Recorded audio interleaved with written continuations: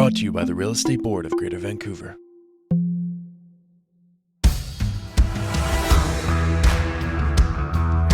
Standards Matter, a podcast about professionalism and accountability in real estate.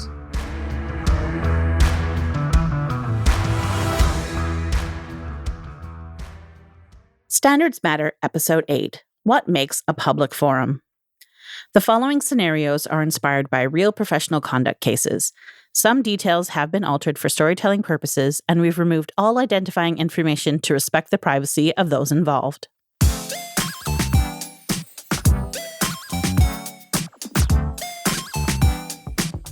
Social media. It's not only an integral part of our personal lives, it's now a key marketing and networking tool for realtors in Greater Vancouver and beyond. And while it's a powerful tool that connects us with our clients and colleagues, social media can be a risk. The lines between public and private spaces are blurred, and anything you post could be seen by anyone at any time. This is something that two realtors learned the hard way.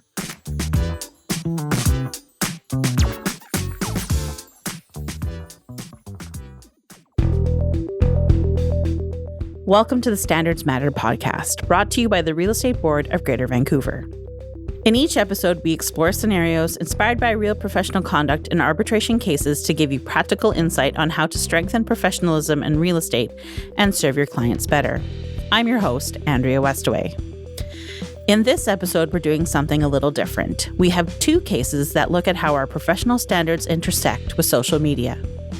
In our first case, we look at how private space on social media is rarely private. The first case. Colin Cave of Sanger Realty was feeling the pressure of the hot real estate market.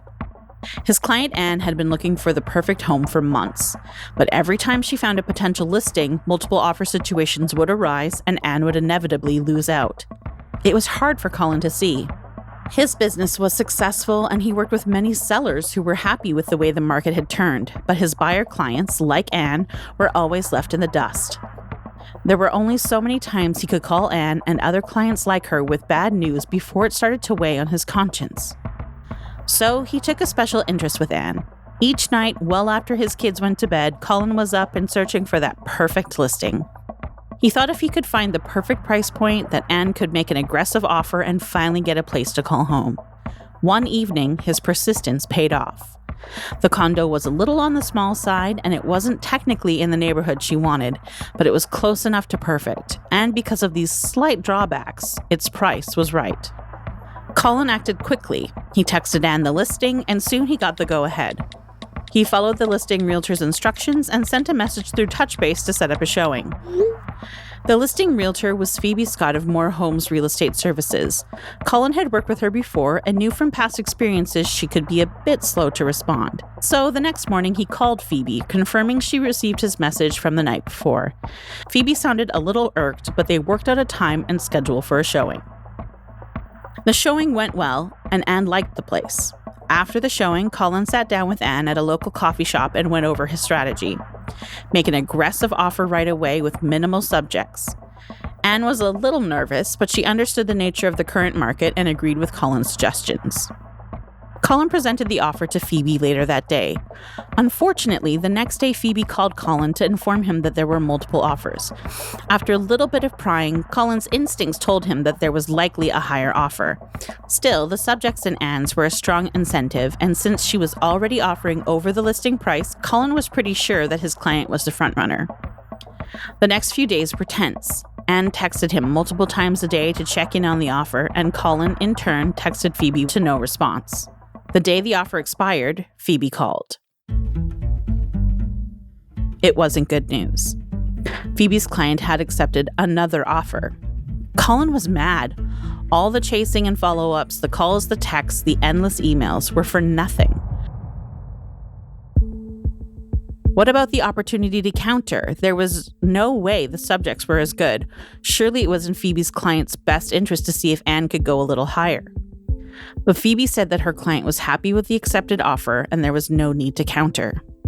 Frustrated by the situation and the poor communication, Colin decided to call Phoebe's managing broker.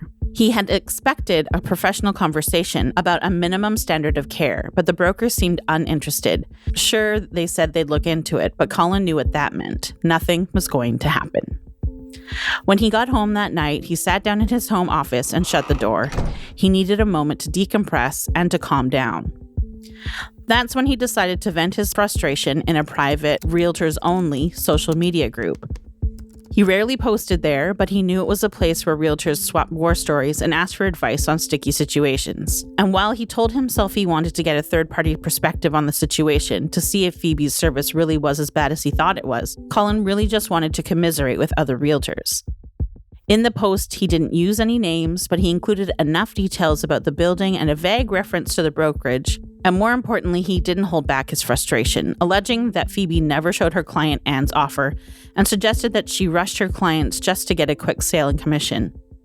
It may have been harsh, but it was a private group after all. But nothing on social media is truly private. One of Phoebe's colleagues was a member of this group. When Colin mentioned the building and the timing, she knew it was Phoebe's listing. Soon the post made its way to Phoebe, and she was furious at the accusations. So she decided to file a complaint with the board. Investigation and consent to discipline. REBGV's Professional Conduct Committee's investigative panel reviewed the case.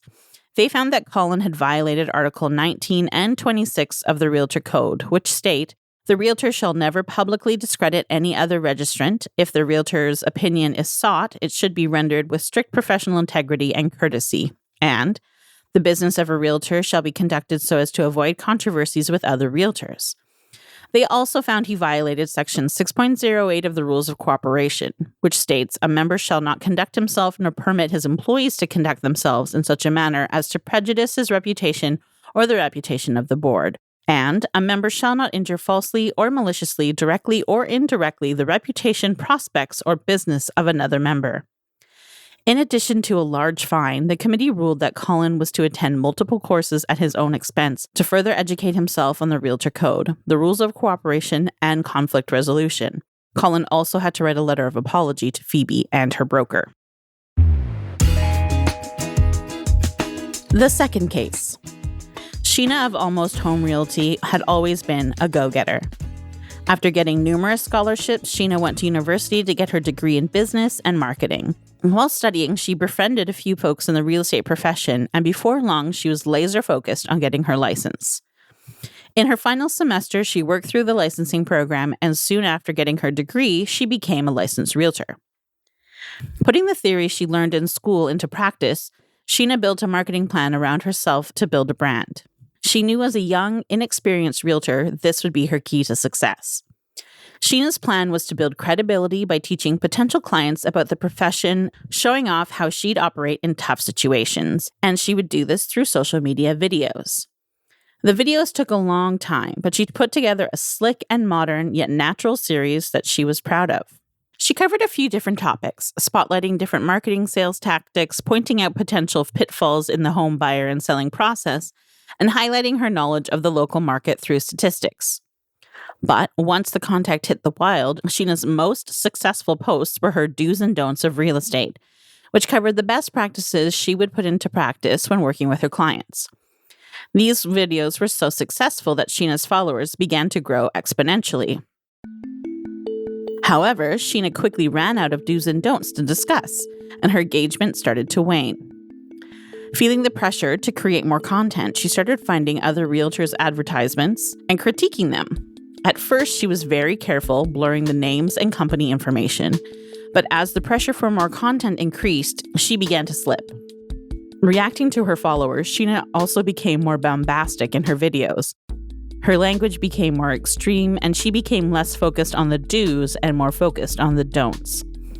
Eventually, she went one step too far. In her last video, Sheena found an investment listing advertised on the MLS. Using a screenshot of the public description, she nitpicked the listing realtor's entire marketing strategy and called their lack of attention to detail criminal and negligent to their clients. But it wasn't just negative comments.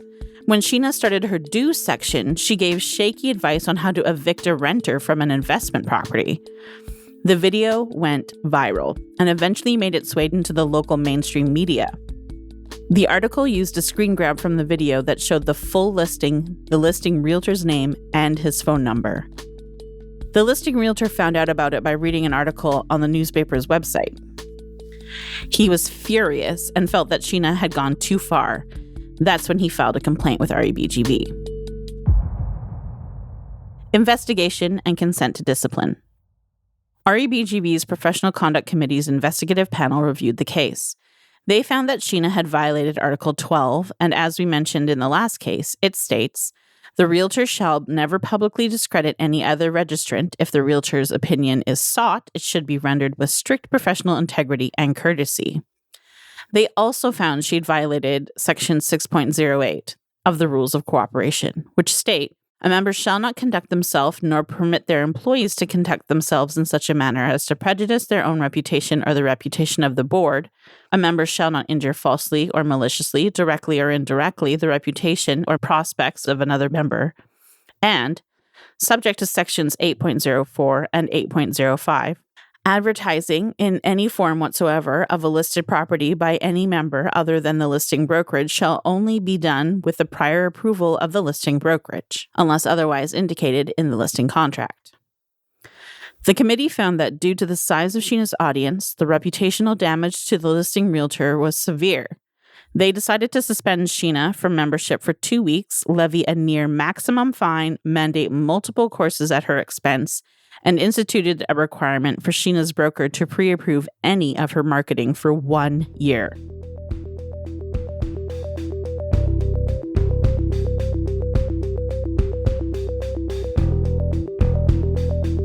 Preventative action. We sat down with our ethics guy, Kim Spencer, to discuss what Sheena and Colin could have done differently and how realtors can avoid issues around social media.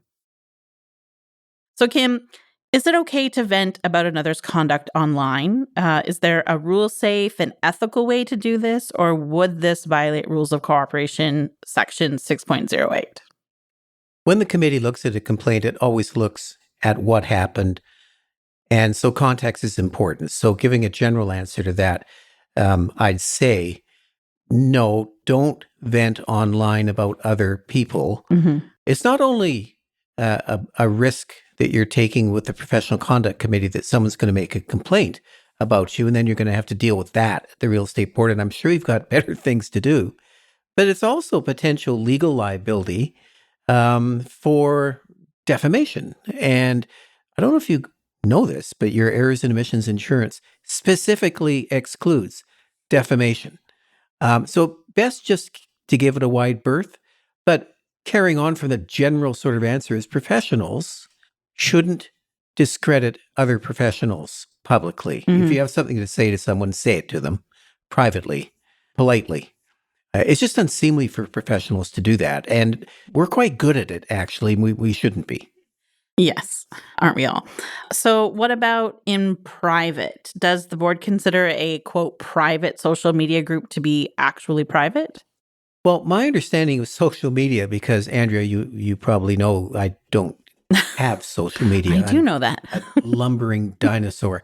And so other than apparently me being where on social media? You're on the board's website. I'm on the board's we have website. Your ethics guy stories, your articles. Searching for me, you'd never find me, but apparently you can. You would find personally, you won't find me anywhere. So I'm probably not the best person to speak to this, but in my opinion, saying something on social media, whether it's a closed forum, an open forum, or anything else that might be invented, is akin to standing on a ladder at Granville and Georgia with a loudhailer and saying whatever it is you've written to all and sundry who pass by. Right. Even if it's a, quote, private one. Yes, which wouldn't be possible. But there's nothing private. And if you said it, it can't be retrieved, apparently. It's there forever. It's like Fatal Attraction. It just never goes away. So, yes. So just don't. How about that? Yeah. So what are some best practices then for differentiating yourself without disparaging other members? So your question asked about best practices, and I'd add, let's say that you're thinking about doing a campaign on social media or any way that you can reach out to the general public. And let's say you're thinking to yourself, you know what, I'm going to set myself up as being an expert in in real estate and dispense advice to all and sundry. And that's fine. It's a great way to go. Lots of members have done that kind of thing over the years, starting with newsletters and now doing them with vlogs and so forth. And it's all good. Just be careful if you decide to focus in on a competitor and maybe offer a critique about a property that they have listed or even the way in which that property is being marketed.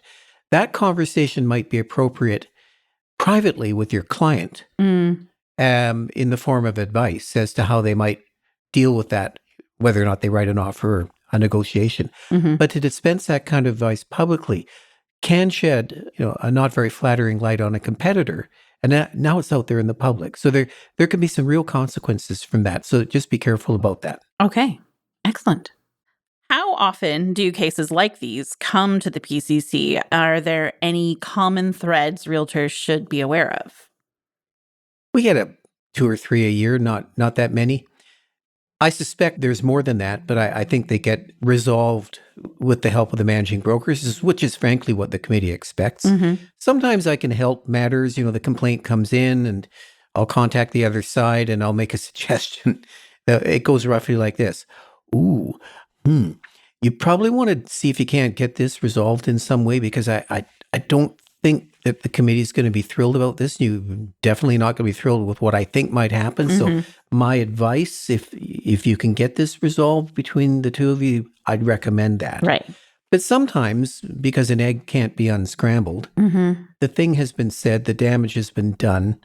There's been reputational harm, and so make the complaint. Yeah, like in Sheena's case where it went viral, ended up on the local news, and that's how the other member found out that they were being discredited on the news. Exactly, screen Not grabs. great. People, private closed forums, we haven't gotten to that yet, but private closed forums are not private. Even if you had to be admitted to that place by a moderator who runs the thing, there's several hundred people who are members. That's public. Or people can take screen grabs, post them as happened here. It's best just not to bear that part of your soul. Bad things happen to people all the time. Every one of us. Deal with it with grace if you can. I mean, no one's perfect. I've ranted and raved a lot in my life, so it's not easy. So what do you do if you see another member disparaging you on social media? But let's take the gold standard. Deep breath, make the call. And I don't think that text or email is a great way of dealing with this. Because of tone? Yeah, tone.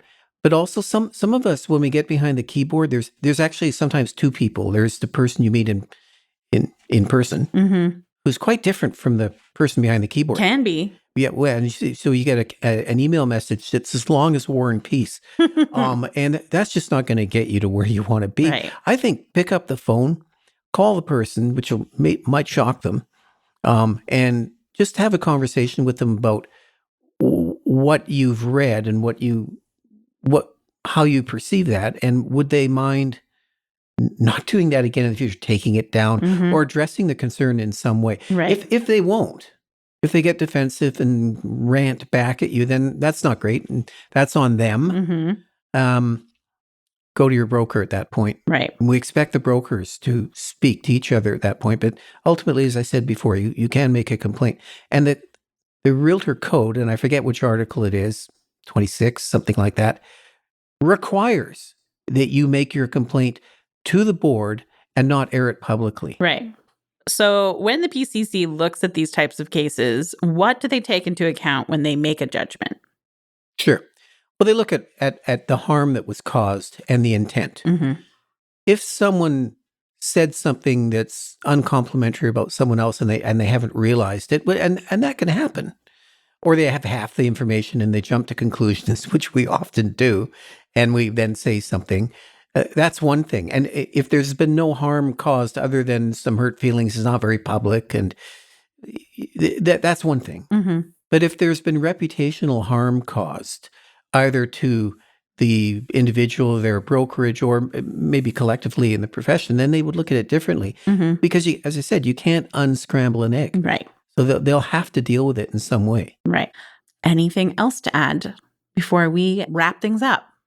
Well, the committee takes a dim view of these things. This especially. It's a reputational issue for our profession. Right. When we air our dirty linen out there, Mm-hmm. people make judgments about us and think, I suspect for the people who don't like us very much, well, they're all like that. We Right. know that's not true. Yeah. Just don't give them the opportunity. Mm-hmm. All right. Well, thank you so much, Kim, for joining us today, and we look forward to hearing what you have to say on our next episode. Thank you very much.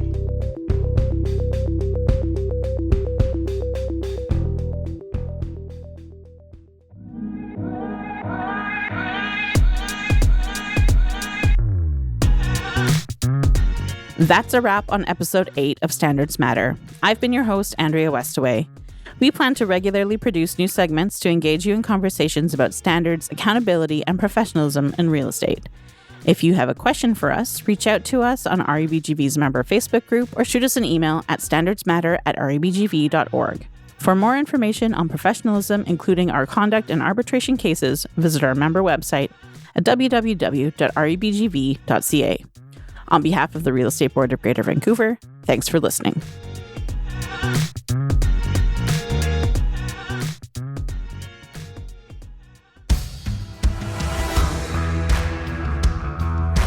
Thanks for listening to Standards Matter. If you enjoyed this podcast, please rate us and subscribe in your favorite podcast app.